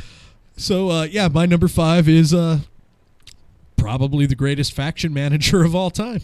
So there we go. Oh, what's Ron texting you? Oh no, now? it's my wife. Oh. It's my wife. Yeah, and she's Listening. No, she is. Is and that's she why, really? Yeah, Holy she's been fuck. listening for the last few weeks because. Oh man, so we got gotta- another listener. Look at that. We got my wife to listen. That's I fantastic. love your So, wife. Yeah. If polygamy was legal, I'm telling you. Like Well, she's you know. awesome, dude. Like I can't say enough about your family. They're Ducks fans. Yeah. So Yeah. that right there, they're my family now. So But my number 5 was actually the same as Ron's. I've got Paul Bearer as my number 5 because really, what can you not say about Percy Pringle? Because even before he got the Paul Bearer gimmick, he was a great manager down south. You know, the Percy Pringle was fantastic. But I mean, another guy with the kind of high pitched, whiny voice. But it was well. Sorry, I can't hear anymore. I But know. okay, that's the power of the Pringle. Exactly. But I mean, he was fantastic. I mean, because Yeah. in the early stages of the Undertaker, he needed a mouthpiece for the gimmick because he was basically a zombie. Yes. And Yeah. so it was really great, and he got it so over. And then when they brought Kane in, oh my God, he was so great in that. And even some of his work, I know a lot of our friends got to work with him at Championship Wrestling from Hollywood, and Eric, he was fantastic. Yeah, Watts. Watts was under his tutelage for a while. Wasn't Morgan? Yeah, Morgan? I know he got to work, and I've got and- nothing but glowing reviews from all these guys about what kind of person he is and how much he loved the business. And My favorite guy that he managed, other than the guys in the WWE, is Sean Ricker. mm-hmm.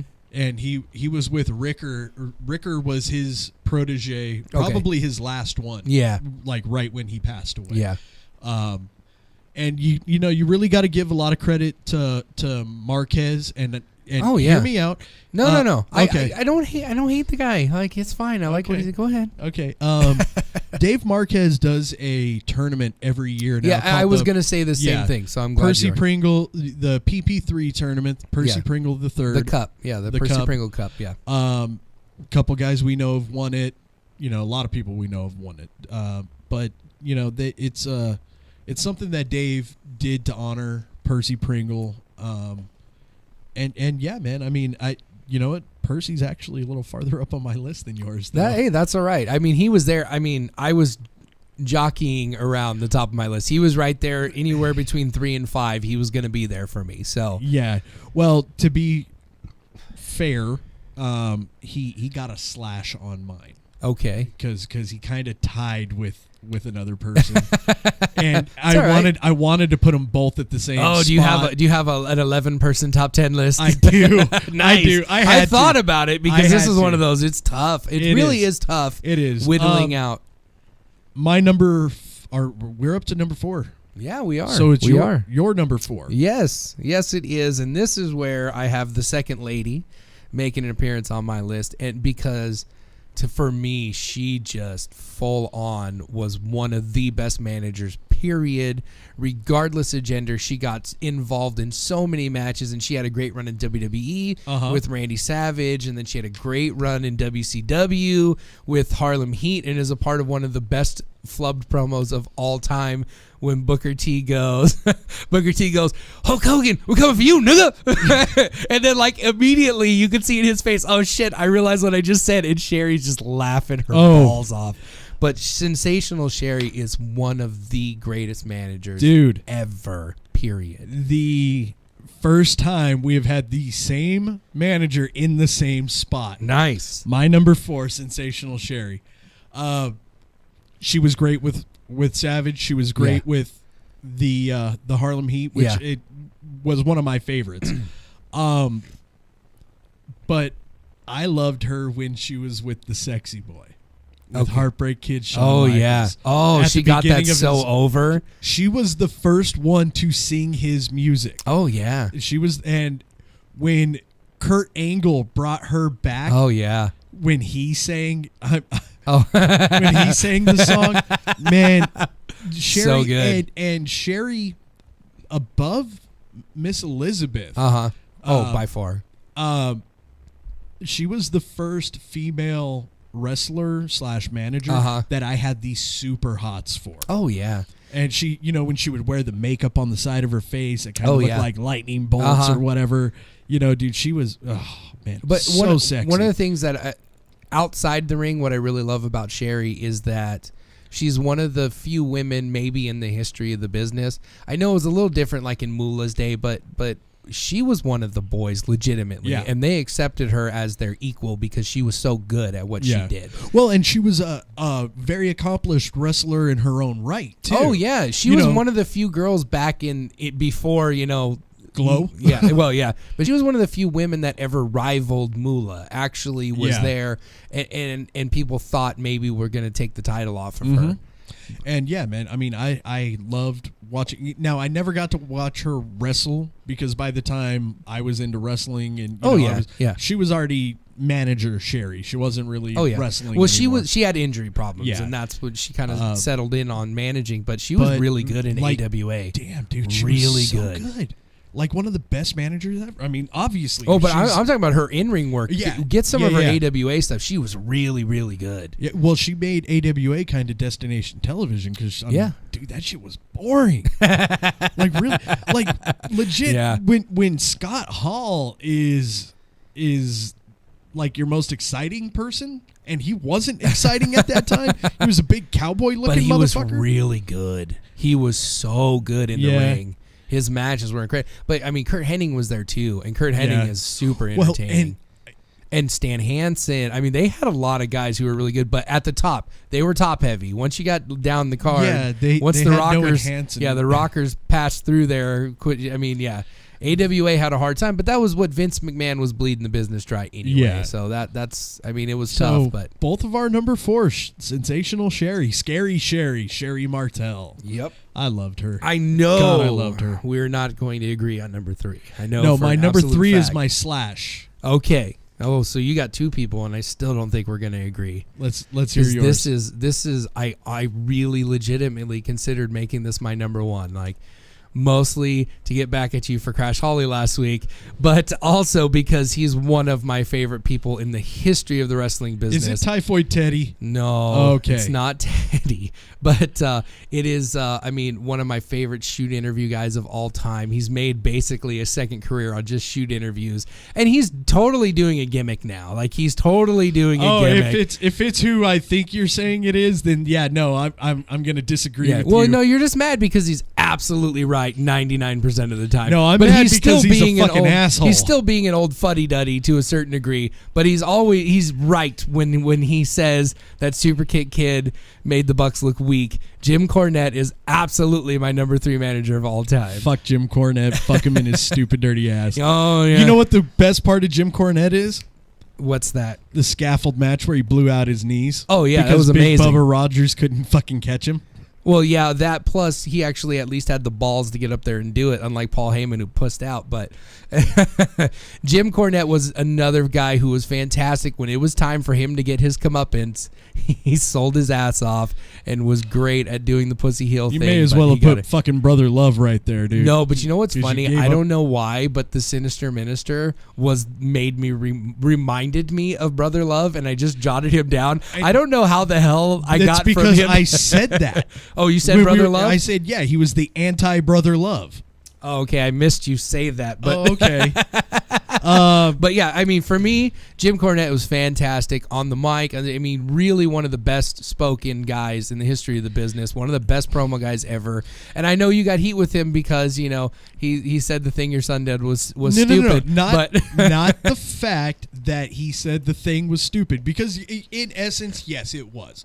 It was dumb, but it was fun for my kid. Well, and it was fun for the people that were there, and it was fun for the internet. Got a huge fucking pop. Here's all that matters. Did it get over? Did it get viral? Yeah, exactly. It went viral, and it was on TV shows. And did it get that promotion noticed? Yes. Luke was signing autographs at NXT. Nice. So that was kind of cool. But okay, to be fair as well, Jim Cornette also shits all over what my sister's doing. So like, I should. She's the drizzling shits, man. That chick fucking yeah. sucked. No, yeah, but right. not her, but intergender wrestling. Yeah. But Jim Ross also doesn't get it. You know, but Jim Ross at least will give a little wiggle room. It's like, look, if it's getting over and it's putting butts in seats, Jim it's Ross fine, but it's loves not your for fucking me. sister. Oh, really? Yeah, I've never does. heard him say anything good about my sister. You've never heard him say anything about your sister. But yeah, dude, I guarantee you Jim Ross loves your sister because she's good for business. He hates intergender wrestling. He doesn't get it. It's not believable for him. He shits all over Sexy Star. Well, you want to hear something? What they're doing there, but a guy I work with can't play video games as a female character. He can't do it because it's not believable to him. He likes to immerse himself in the experience, and he can't do that as a female character. That's just it. Here's the thing with Jim Cornette and why he gets a lot of heat, because he's super old school, thinks that we should make wrestling real and that kayfabe should be a thing, and that's fine. But like, did you watch Lucha Underground this week? No, you missed it. It's one of the best episodes ever. I'm going to watch it because I hear the Cage and Texano it was match great. It was really phenomenal. good. Well, they had 2 matches, which was a great swerve. They're doing a best of 5 series. They finished their first match and tied it up at 2, and then the guy, I can't remember his name, comes out and says, "Oh, we're gonna have the finals right now." And basically the Puerto, and it was really, really good. It was a really well done match. I'll have to check it out because I love Brian Cage. But Jim Cornette, he's just riding that line, and I think a bit of it is a gimmick. A bit of it is just a gimmick to get people, because he knows it's over. People listening to him rant and bitch about stuff. He had a gimmick going with the Bucks, and the Bucks had legit heat with him. Yeah, and which is why I think he's working a little bit. Yeah, but at the same time, it's if you're gonna do that, you gotta let the other guys know that you're gonna do it, and Right. maybe say like, "Hey, I want to do this. Are you guys okay with it?" But they know he didn't like him because he kind of pushed him out of Ring of Honor anyway. But Yeah. it's the balance between whether it should be real and whatever. And in my opinion, the toothpaste is out of the tube. It's not going back in. It's a show. No one questions Wonder Woman fighting Doom. No one said, "Oh, this movie's No. stupid," because no, she's a superhero. Fuck it. Yeah. All right. So my number 3. This is my Slash. And we're not talking Guns N' Roses. No. We're talking. I'm intrigued. And what's funny is they both have the same name. My number 3 is Paul Ellering. Yeah, I knew he would make your list. Okay. He was on my honorable mentions, but go ahead. Paul Ellering, because he managed my all-time favorite tag team. Yeah. And not just manage them on TV. He was Yeah. their legit manager. Yeah. Made their itineraries and managed their books and everything. Yeah, because Hawk and Animal Because they ain't needed gonna fucking they do needed a nothing. guy. Yeah. They did. They needed a brain, basically. And they said that. Yes. Yeah. You know, Yeah. in one of their promos. You got 4 of the biggest arms in the business and a brain. Paul Ellering literally put on the best eloquently spoken promos out there. Like on par with Lanny Poffo. Yeah, yeah. Which you needed with the incessant ramblings of the other two guys. The other two guys, exactly. So Paul Ellering is my number 3, but at the same time, the Slash, boom, boom, right there, Paul Bearer. There you go. Because, I mean, dude, he's fucking Paul Bearer. Yeah. If he's not on your top 5, get the fuck out of wrestling. Seriously. Yeah. So, yeah, man, I love Paul Bearer. I did get to meet him. Cool. I'm glad. I went down to one of like the red carpet rumble for championship wrestling from Hollywood. And if you guys ever get a chance to get out to the Oceanside Arena and check it out, it is a free show and you get to see a lot of our friends wrestle. So do that. And watch their show on TV. Go ahead. Have fun with that. You're better off just going to the show. I'm serious, man. Like the live show itself is really good. Yeah, there's because a it's lot of not really- just the TV taping. You get extra matches and that kind of thing. Yeah, you know, and Marquez, to his credit, man, he can book some decent talent. So, but yeah, so Paul Bearer, I got to meet him once and seemed like the nicest dude in the world. So, so nothing but glowing reviews about the guy. Yeah. So that's my number 3. Now we're getting into the big ones, man. Oh yeah, and I think we're going on a run of Pauls right now. Is what's happening. Okay, so you know what? Our top 3 are the our top 2 and 1 are going to be the same. The exact same. Yeah, I'm pretty positive. So let's go ahead and let's say our number 2 at the same time. Paul. One. Well, they already knew it was a Paul. So 1, 2, 3. Paul Heyman. Dangerously. Actually, that's what I have written down. Yeah, Paul Heyman is just, dude. It's hard to say that there's anyone better than him, but there is one. There's one. Yeah, but absolutely one manager better than Paul Heyman. And but for Paul Heyman has been relevant since the 80s. I mean, he has been basically managing and booking ECW, but he's been relevant since the 80s, and he's great. Paulie Dangerously in the NWA territories, WCW, Jim Crockett Promotions, Memphis. I mean, and the Paul E. Dangerously character was fun. Oh yeah, because he was that snotty heel agent. He was an agent. Yeah, he wasn't did. a He manager. had the old school cell phone. The Remember big the old old school brick. cell phone? Yeah. He had the suspenders and the fucking Miami Vice cuffed up suit. Yeah, just an obnoxious yuppie guy. Yeah, you know, and it was a great character. And honestly, he had his the best stable, talent before they were the best. Yeah, he was one of Stone Cold's managers. Yep. He was Stunning Steve. Yeah, he was Stunning Steve's manager. He was Cactus Jack's manager. He was. I mean, dude has. To me, it's almost like he really did get to handpick the guys he wanted to work with. And I think as much he said as much, like he'd push hard, like he pushed hard for Austin. He wanted to work with Austin and Mick Foley and all those guys. And now he's the advocate For the one behind the 1 and 21 and 1. Dude, you know what, man? Because you know Brock can't fucking talk. Yes. He's tried. My name? My name is Brock Lesnar. Well, no, Paul Heyman. My name is Paul Heyman.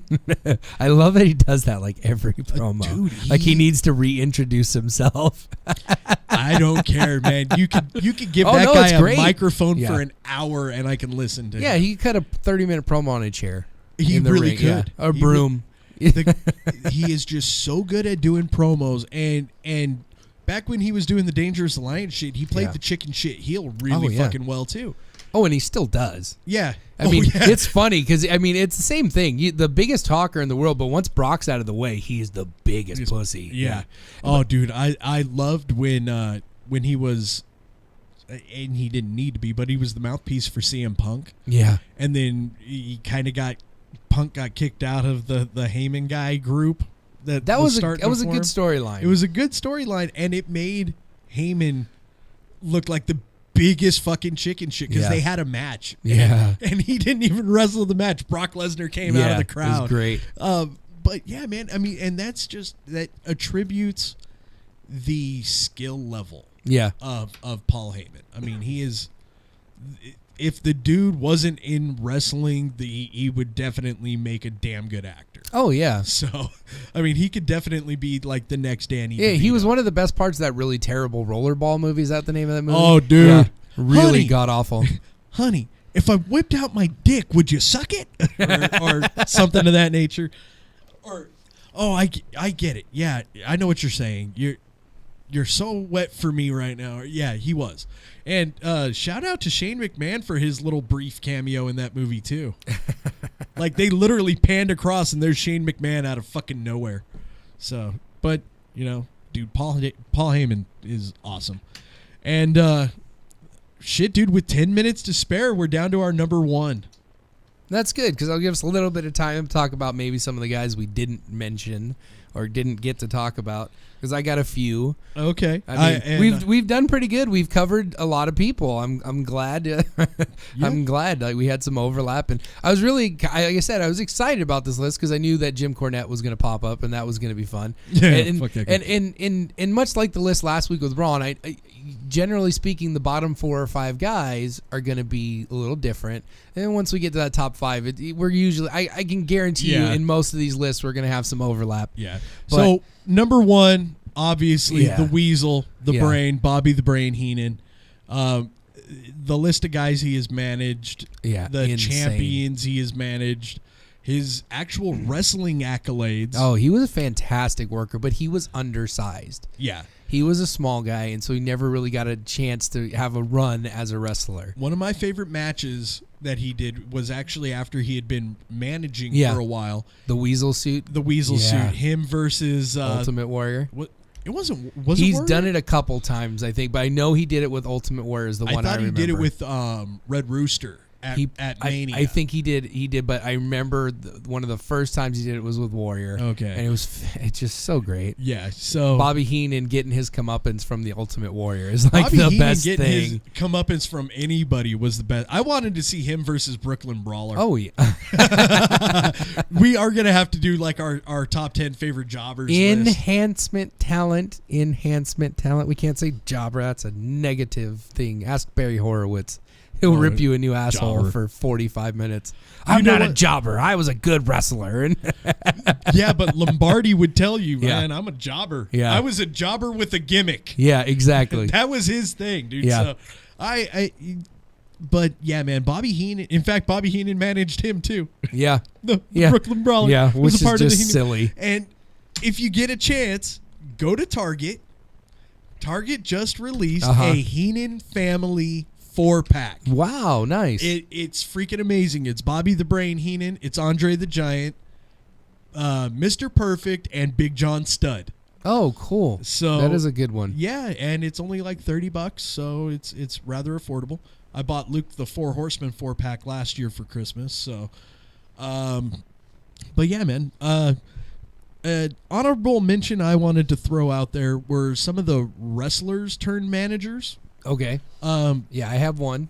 It was in Ron's list. It was one of mine. Okay. Yeah.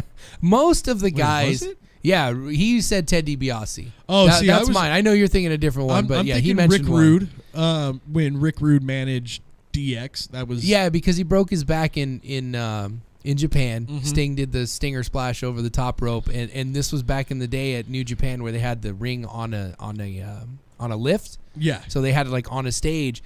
And so then there's a nice drop off to the audience, and Sting did the splash, and his back came down on the corner of that. Ouch. And that ended his wrestling career, really, is what happened. But he got a little bit of longevity out of the DX. Just gimmick. another guy. Well, and then he went to WCW and continued to do the same thing. with NWO.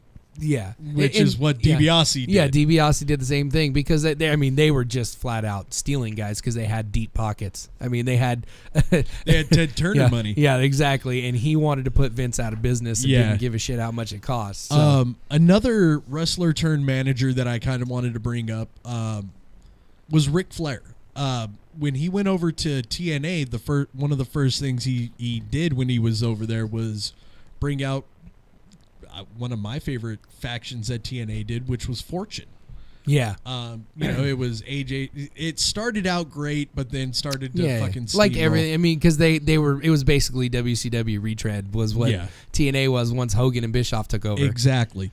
But Fortune had AJ Styles, had Frankie Kazarian, had Beer Money, which is a great lineup of talent. Yeah. Oh, dude, I got something that I want to talk to you about after the show. Okay. Of just kind of like a fantasy booking that I came up with. But yeah, man. Shit. There's so many good managers out there. Yeah. One I really wanted to talk about, which we really didn't get into, was a big time wrestler. I mean, he was the what did they call him? He was the vampire when I can't remember exactly what they call him, but classy Freddie Blassie, because he used to have all the matches and he'd bust his opponents open and then he'd get blood in his mouth and spit it everywhere. Yeah. And so in California was where he was really over. Yes. Wrestling with Great Goliath and all those guys. Yeah, over there at the LA Auditorium. Yeah, and San Bernardino, whatever the old arena was in San Bernardino. And he was great. He was really like we talked about the Power 3, and he was really, really good and kind of led up to Bobby Heenan era. Yeah. And he was a lot of fun, but great promos, the pencil neck geeks, the voice was great. Remember you pencil neck geek. One of my favorite promos he ever did, and I'm pretty sure it was when they were doing the Invasion gimmick. And they rolled Freddie Blassie in a wheelchair. Yeah. And he cut that great promo. It was like basically the old coach giving the hoorah speech before we go out there. And he stood up out of the wheelchair and did the thing, and that was really great. It was kind of a goosebumpy moment. And it was one of the last things he ever did in the business before he passed. But yeah, he was really great. Another guy I wanted to mention who was kind of the counterbalance to the Axis of Evil, which is Arnold Scotland.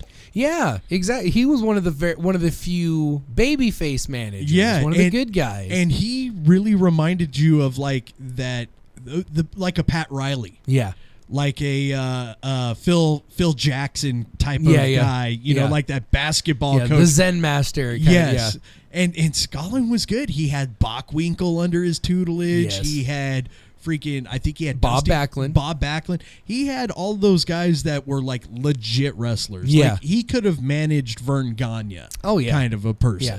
Well, he kind of had that gimmick going for him that Arnie was the guy. He was the golden guy. And if he was on top of you and he was helping you out, you were going to go somewhere. Yeah.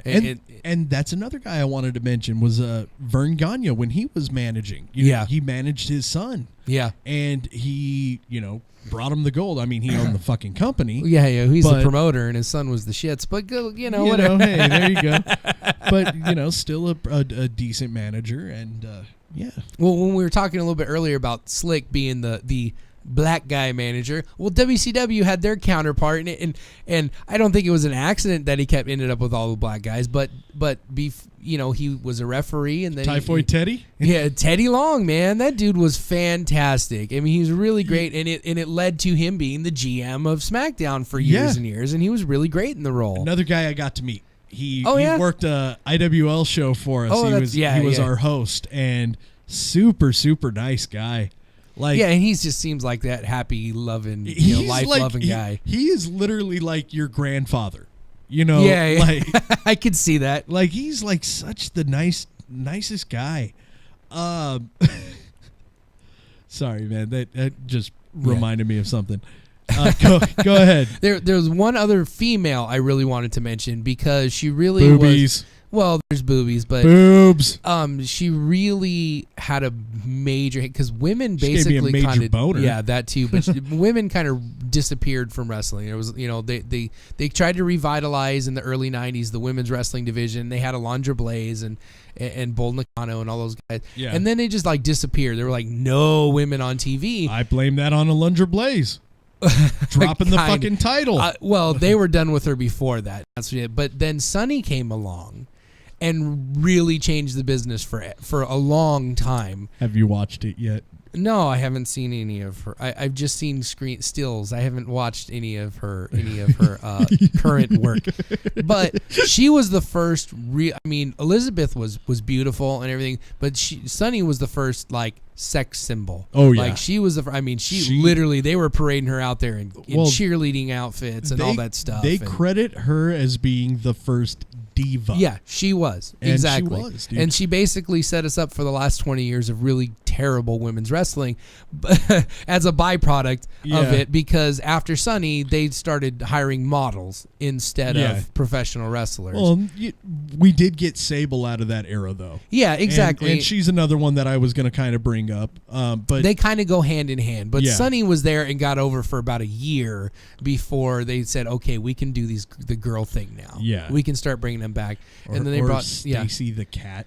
You remember her? Yeah, I remember her. and Marlena was kind of around, but she, like I said, she was just waste of space. Yeah. I mean, she just had really big tits, and that was it. I will say Mark Marrow's second manager went on to do a lot of great things and is now a part of the WWE Hall of Fame. Jacqueline. Yeah, she was great. She was a really good worker. She was a great wrestler before, and she was trained by Stevie Ray. Yeah. So, you get either member of Harlem Heat as your trainer, and you're in good hands. Those guys can both flat out fucking work. But basically, the reason I wanted to bring up Sunny, because if it weren't for Sunny, we wouldn't have gotten Lita and Trish Stratus and all these women's wrestling. Like, it wouldn't be there. And I'm glad they're finally going back to, and we can thank Ronda Rousey for this, because she's fighting tonight, so I wanted to mention that. I can't wait to get home and watch the fight. 14 seconds. If not for Ronda Rousey, we wouldn't have this movement in the WWE that, women can fight, and we're going to treat our women as professional athletes and not just tits and ass. So I'm really happy for that, and it's probably hopefully it's going to lead to great things for my sister and have that, and we can thank Ronda Rousey, who is a fan of my sister, by the way. Cool. But Sunny really had a lot to do with that. She should be. God damn it. But oh man, Cole. It's that time. Oh man, we could go for another 20 easy, but I could go for another week easy, dude. I mean, I'm always saddened at 8:00 on Friday nights because I know that it's gonna be fucking 7 days until I get to do it again. All right, you guys, that was our top 10 favorite managers. Hit us up on Facebook at Heel Talk Radio. Hit us up on Twitter at Heel Talk Radio. Let us know. See, look. Gotta throw down the best music ever. All right, that's been our time. This has been Heel Talk Radio on KaoticRadio.com.